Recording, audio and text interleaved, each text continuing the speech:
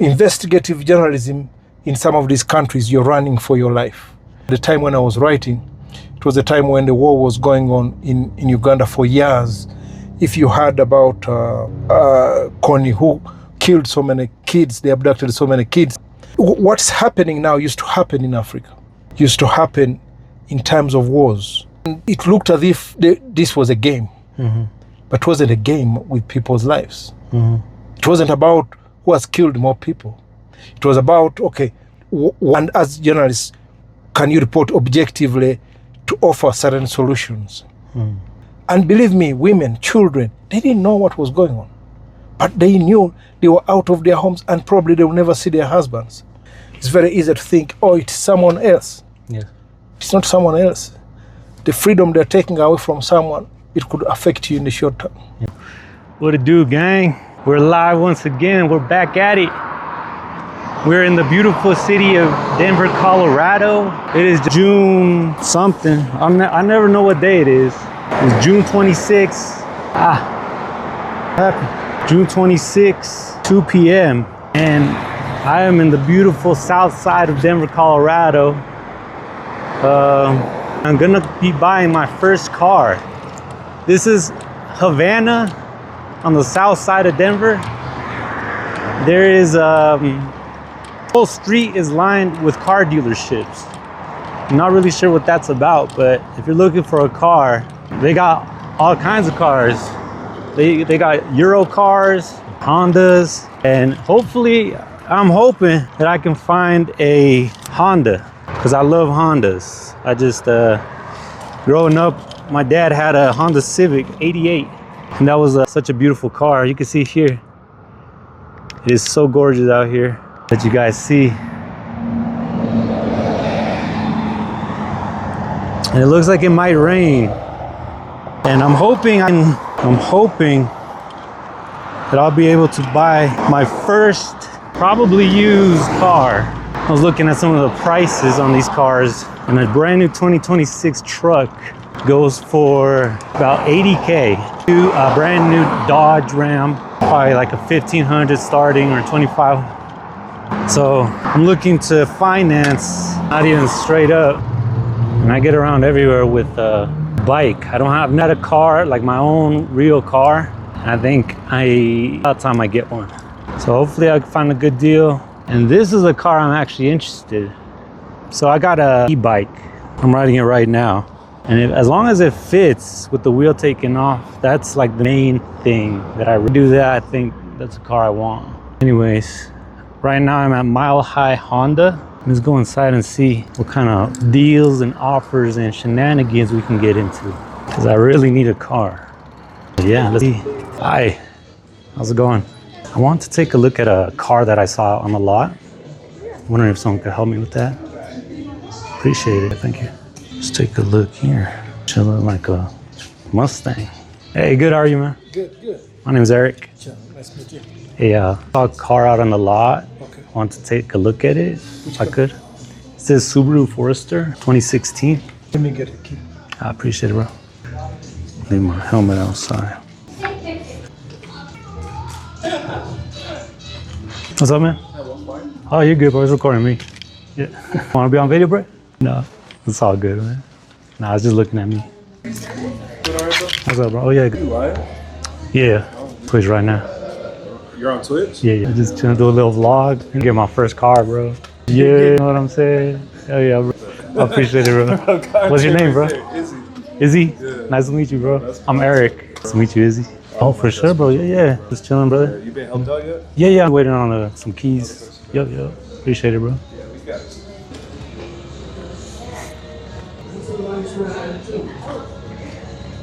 Oh, over there. Hey, man, I didn't get your name. What's your name? Charles. Nice to meet you, Charles. Nice to meet you. Eric. How's your day going, man? Friday. Okay. I don't even know what day it is, bro. Friday. It's always a good day, bro. Yeah. Man. Oh, this is the one? Yeah. Oh, shit.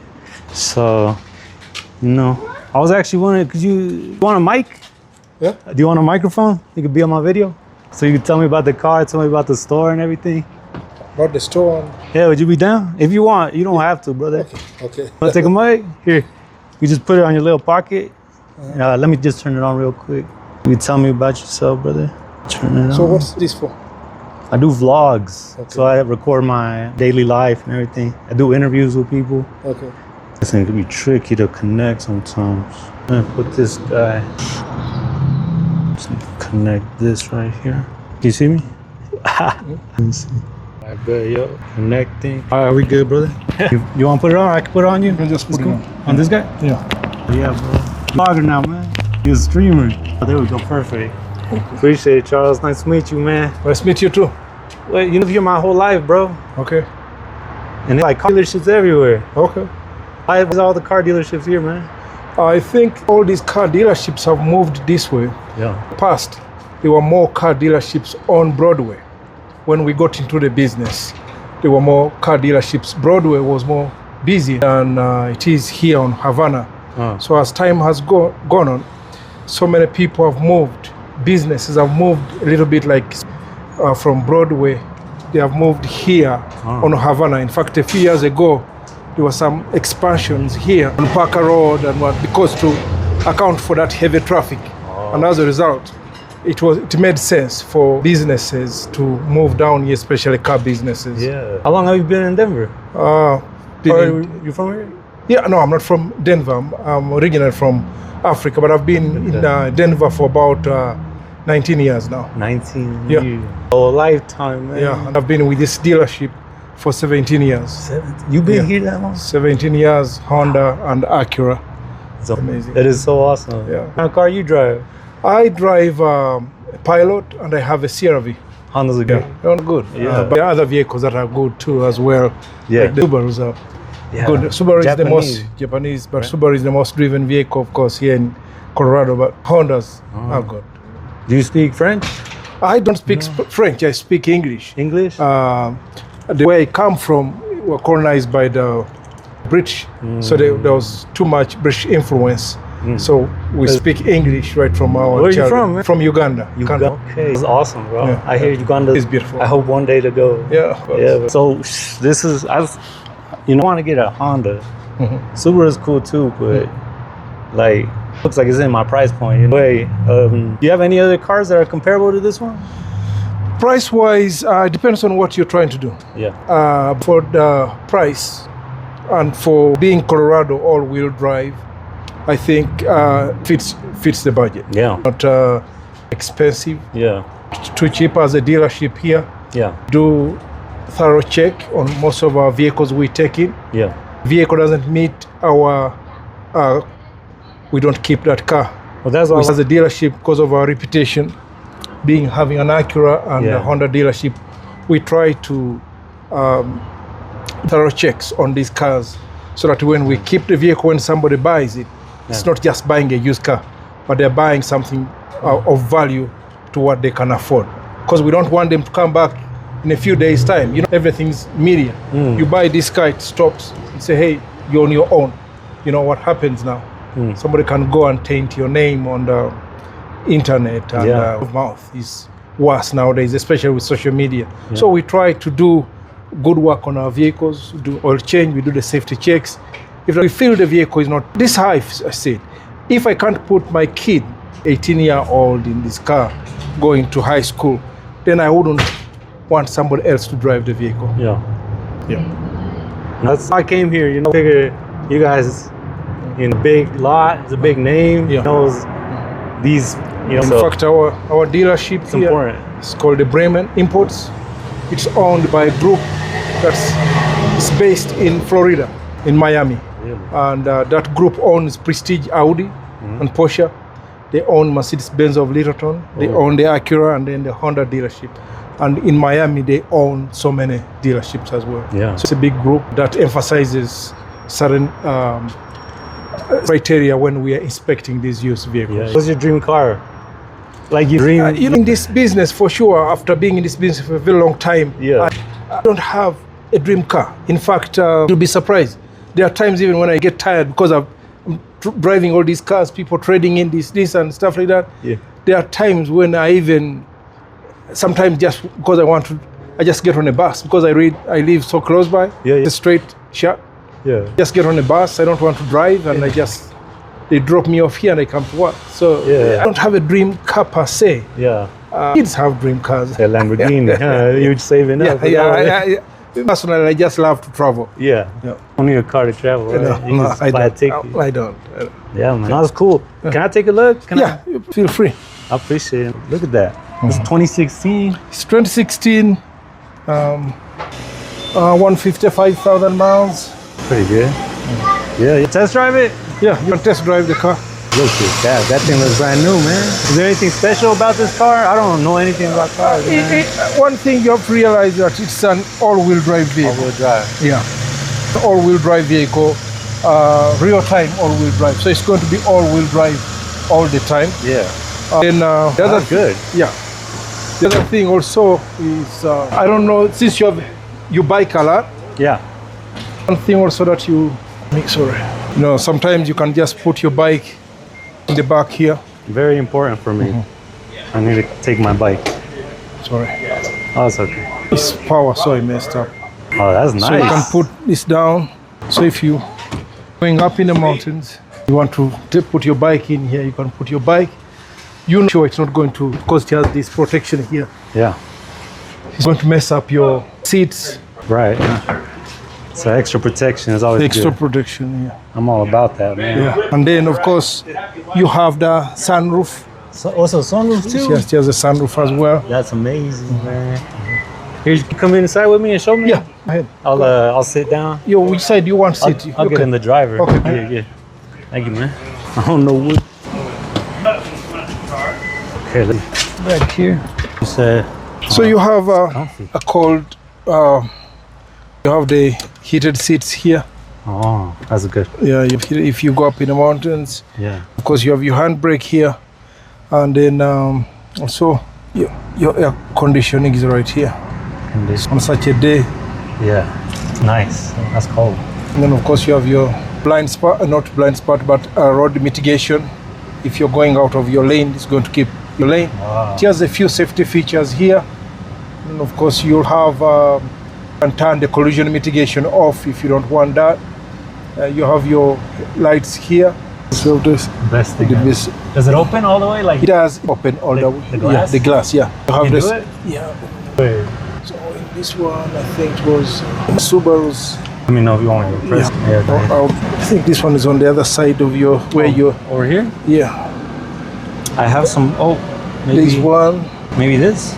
No, there are two of them. No, this one is for your buttons on that side. That one is for trunk. Let me see. Hold on. I'm not so familiar with Subarus being a Honda. Yeah. Let's do it. 30. No, that's for the lights. I think it's this one here. Oh, that's beautiful. Yes. That's awesome. It's like a Tesla. Yeah, I'm gonna just put a Tesla sticker on there. Yeah. Lane, this thing is amazing, man. Yeah, the safety. You don't keep in your lane. This is your collision mitigation. Oh. And then of course you have your garage if you have a house. Garage 1, 2, and 3. Ah, okay. And then of course your auto dimming mirror right here. Can I go on a test And drive? that's, yeah, our general manager, Oh, his name is Scott. He motors both dealerships, the other one and this one. is he coming to see us or he's just No, walking? he just walks, he goes back and forth on both of them, yeah. Let me get your driver's license and, you know, I have it on my phone. okay. Fine, let's take this around this for a quick speed. It's okay? Yeah, You can hold this for me? yeah, You can put your seatbelt on. I'm going to. Okay, the seatbelt are important, man. I'm gonna go really fast. No, I'm just kidding. And this is a stick shift or automatic? No, automatic. Wow, man. You been back to Uganda? Yeah, I travel a lot. Yeah. Let me move this real quick. Okay. No, you're good. Hold it. I'm just gonna so I can see both of us. There we go. Yeah, no, thank you for helping me out today, brother. I appreciate it. Appreciate your time, man. Where can I go? Can I go on the street? Yeah, just go on the street here. Or we can go down here since we don't have the plate. Oh, We just can right go here? down. You go down and show you. On Havana? Here. Just right here? Side, yeah. Okay. It'll be my first car, man. Oh no, I've been driving since little, parents' car, but it'll be my first personal car, And you shall make it right. Oh, it feels nice. Just keep going. I can go in here. You speak Spanish? I don't speak. You speak any other language? just Yeah, I English? understand so many languages. Yeah, a lot of people from Africa speak many languages. Yes, there's so many dialects there. Yeah. But I speak Swahili. Swahili. Yeah, I understand French, but I may not be able to speak because to you're confirm. on the Yeah. this way. Yeah, on one side you have Rwanda, Wow, you have Burundi, Congo. They speak French at the border. Yes. Keep going straight. Yeah, man. So I was hoping I could finance. You guys have financing? We do have financing. Yeah, I can finance and What's your target? What's your budget? I'm thinking like, Have you financed a car before? yeah, You're financed before? yeah. Okay. My brother, Okay. different car. Yeah. So usually a vehicle like this, Yes. 2016, this kind of miles, we tend to go through credit unions. Okay. Keep going straight. Nice. Very smooth. Keep going and you make a right.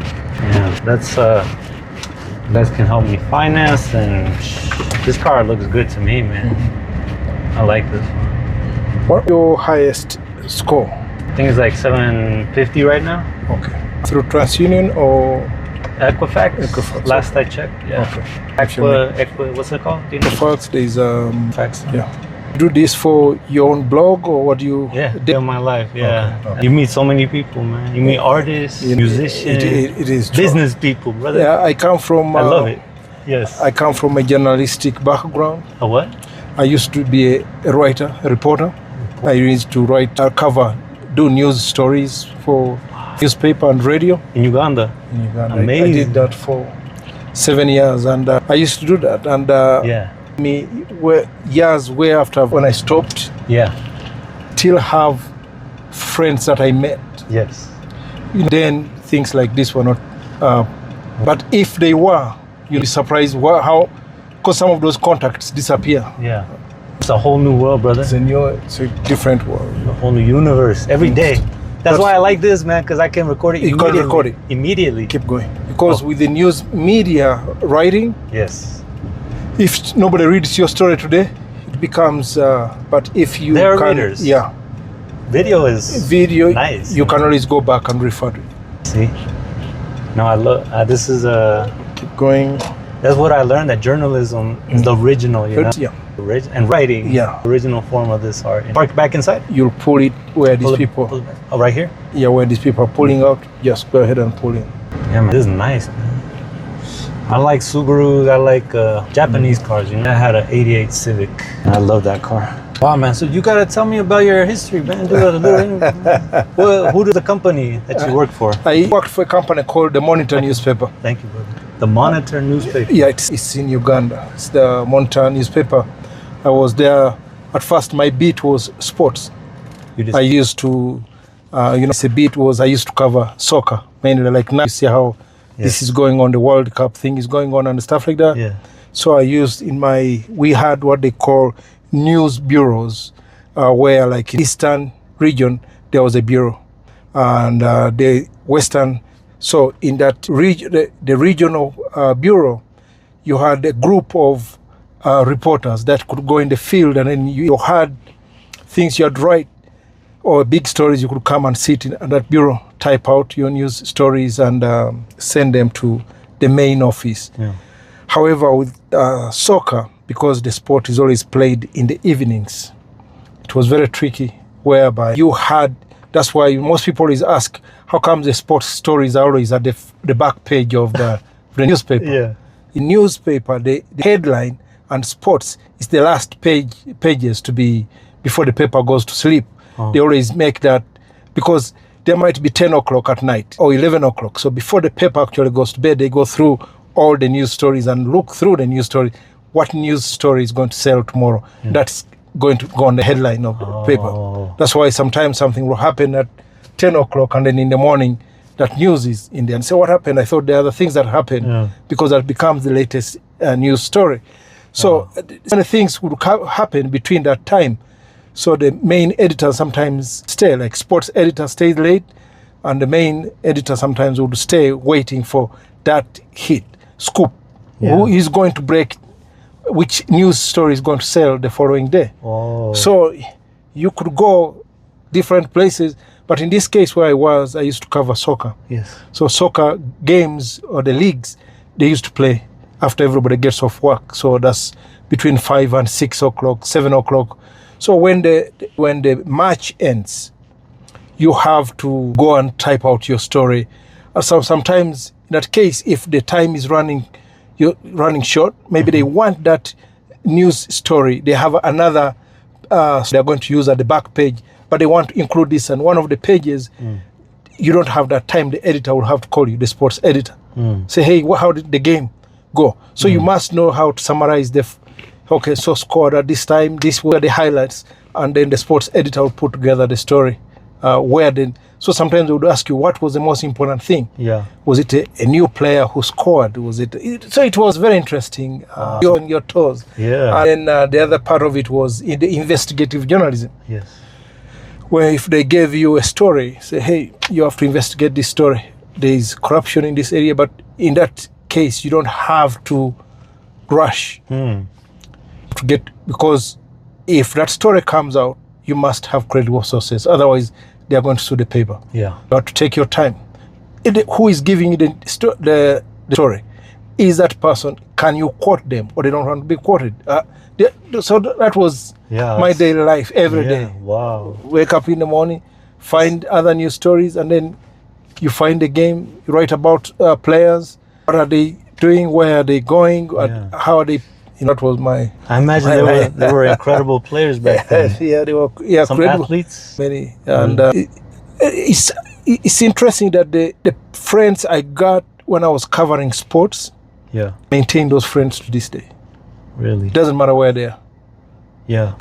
In sports, you make friends, and those friends last. Doesn't matter what they go. Investigative journalism in some of these countries, you're running for your life. You have to protect your sources. But when you're in trouble, there is that ethic. Do you release your sources of information, or do you protect them as per the laws of journalism? Yes. When do you release their names if the paper is taken to court?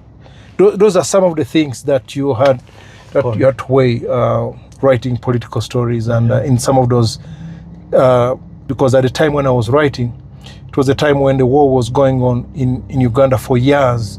If you heard about Kony, who killed so many kids, they abducted so many kids in one region. Kony?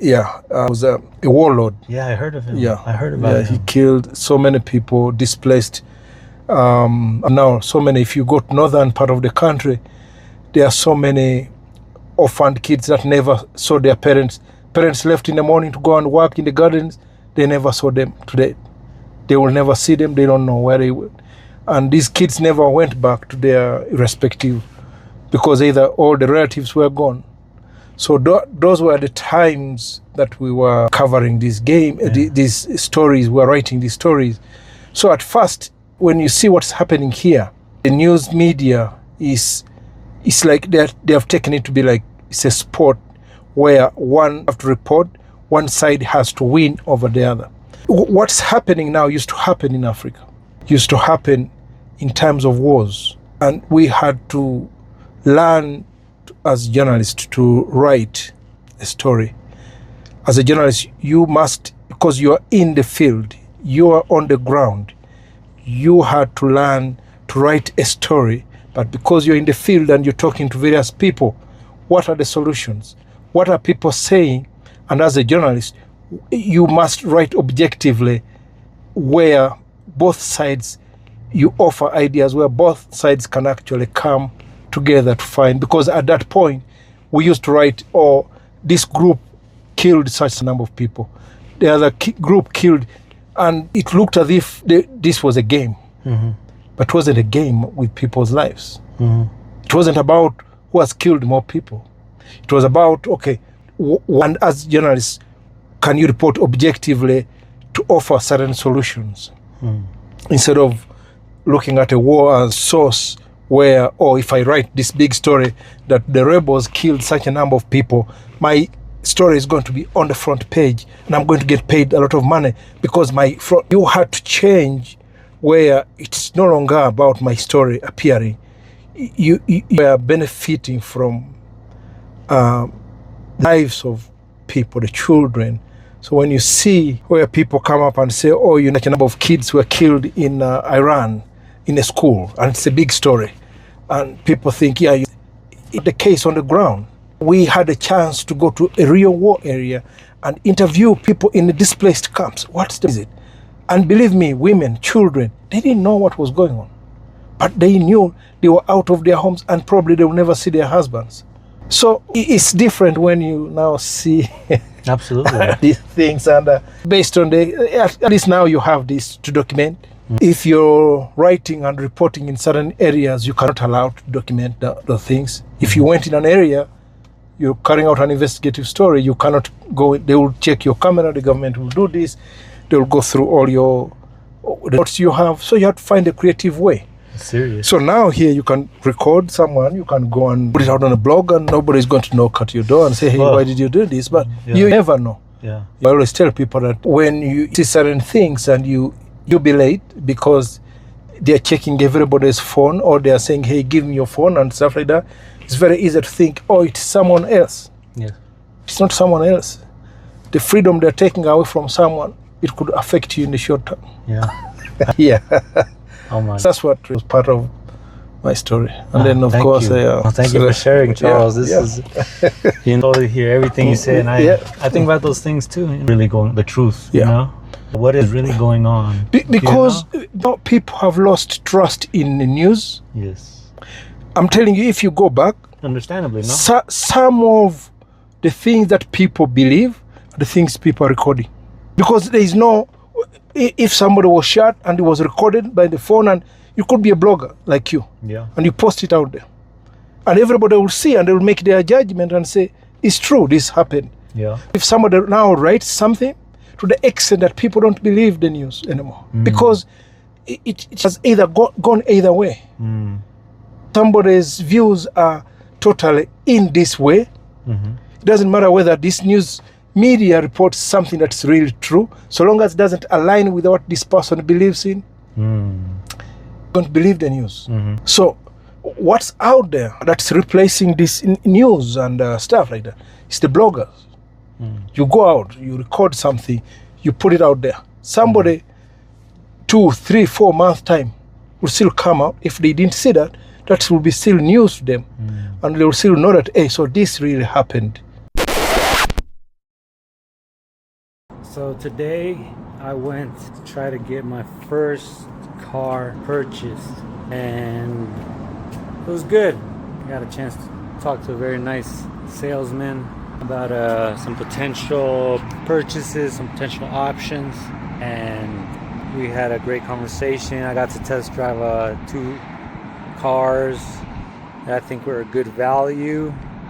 Unfortunately, some things weren't exactly what I was looking for, but I'm gonna keep searching and trying to find a good offer.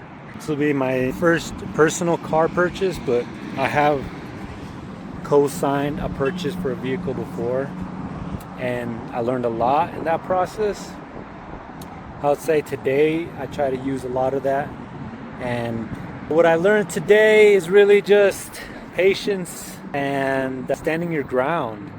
People are gonna try to be very nice and friendly, and it should always be respectful and friendly. These guys are super respectful, super patient, and I was able to really learn a lot in the process about financing and really double checking all the Carfax. You want to have an actual car history, and because they're gonna try to make it look like they got a great offer for you, but if the car that you're looking at has a lot of accidents, if it's got a lot of miles on it, at some point the car just isn't worth what someone might ask for it, right? There's that standard average Kelly Blue Book or whatever price that you're gonna always want to get that price. The dealership wants to get the most out of it, but if there's a history of accidents, if there's major recalls, just upon doing research, it's not even worth it. The car isn't really worth even purchasing at that price point. At a certain time, the car might be worth nothing. If it's got engine's blown, don't buy that shit. And if the engine has a chance of being blown up, don't buy that shit, right? unless it's been fixed. If it's been fixed and verifiably fixed, go ahead and pull that trigger, and if it's worth it for you. Cars are expensive, and good cars are going to be worth more. But I think it's better to pay a higher price for a car if it's good miles, if it looks like it hasn't been in any accidents, and if it drives good and you get it inspected. Make sure you do all that, because it's going to look appealing to just sign a contract, drop 10, 20,000 on a car, but the car stops working, then you're out of luck. And that's always going to be your responsibility. I think cars in general are amazing machines, and you can trust cars to work even with a lot of problems. You'll see that anywhere. You'll see a junky ass car that's still driving. It'll sound like it's dying, like a dying fucking creature. But anyways, I got to ride around. I met a very interesting man, Charles. Used to be a journalist. Had an incredible conversation with him. Check it out. Unfortunately, it did stop recording at a very interesting part of the conversation. It was towards the end of our conversation, and that's when I started to actually deal with negotiating price and all that. And I didn't even want to record that because, of course, I'm giving personal information. But I did have a great introduction, a great little conversation. So feel free to check it out and just see what it's like to buy a new car. I was at Mile High Honda. They've been around forever. Charles apparently worked there for over 17 years. And it's an unbelievable amount of time. So the guy knows his stuff. It's not like I don't think that he does. But at the same time, he's probably done hundreds, if not thousands of sales. And I've only purchased one car in my life. And I don't really feel that I need a car per se. It would greatly benefit me, and I would definitely use it a lot if I had a car. So I'm still looking for a car, and hopefully I find something that'll be able to take me far, take me into the mountains, take me on new adventures, take me across the city to other states maybe. But the search goes on. Watching Eric Acosta, and my interviews are posted mostly on Maramoshi, which you can find on YouTube, Twitch, really everything, Instagram, TikTok. And I try to post interesting clips and content that I get from just vlogging and living my life. I run into crazy artists, business people, just individuals, creative artists, normal people who are just hanging out on the street, hanging out outside, and they're just open to a conversation. And I like to record all of it, and I think it's a beautiful thing. That's it for the thumbnail. Anyway, peace out. Eric O. Acosta. Follow me on Instagram, TikTok, everything. Maramoshi. Follow on YouTube, Twitch, Instagram, everything. You already know. Out.